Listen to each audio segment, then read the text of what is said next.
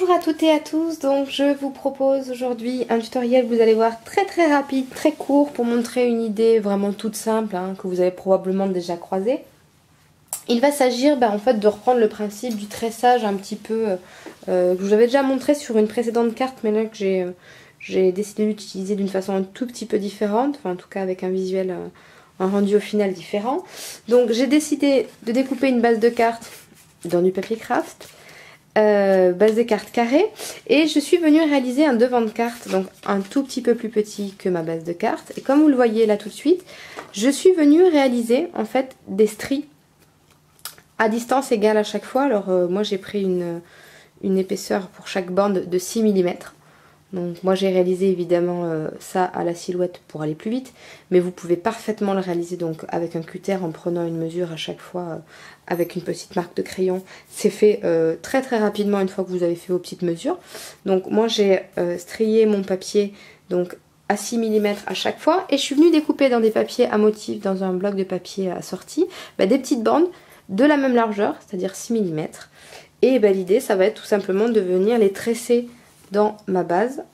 Comment? Eh bien tout simplement dessus, dessous, dessus, dessous à chaque fois.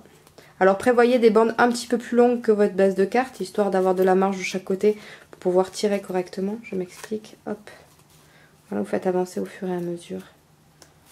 Hop, hop. Je suis un peu trop loin.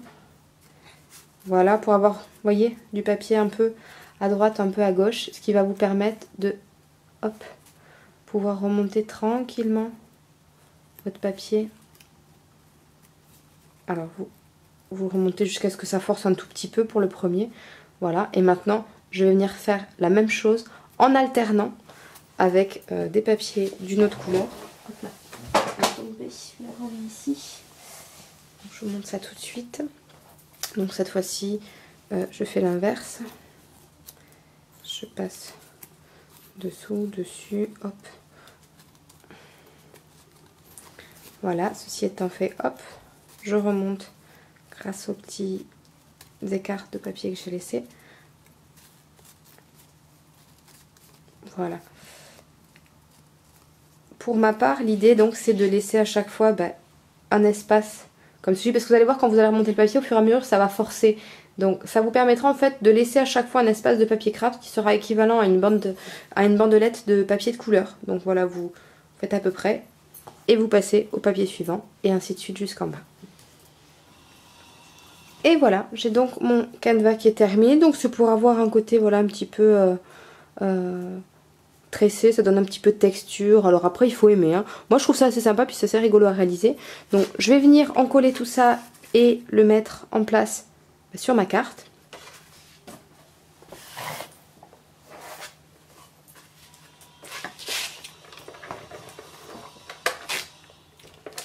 Ah zut.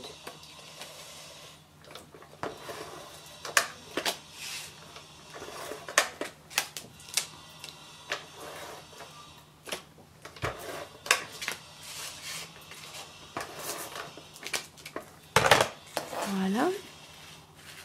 Donc hop.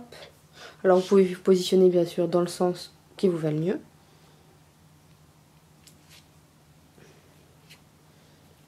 Hop, voilà.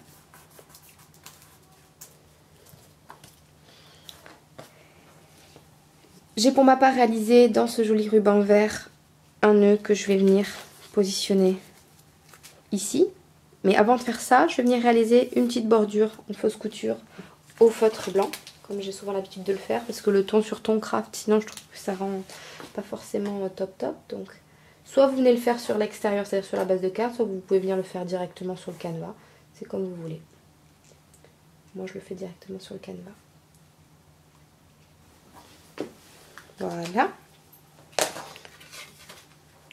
Ceci étant fait, je viens poser mon petit nœud sur le devant de la carte.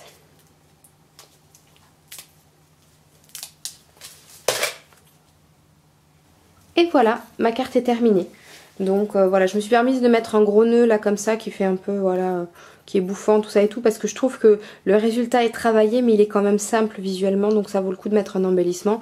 Moi j'ai pris ce ruban parce que c'est exactement le même vert que le papier qui est là.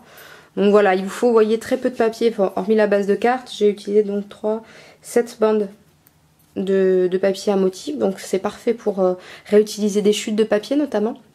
Et voilà, réaliser une carte un petit peu originale et en même temps qui reprend un principe ultra classique, ultra simple. Voilà, ben j'espère que ce petit tuto vous a plu. Allez, à très vite, bye bye.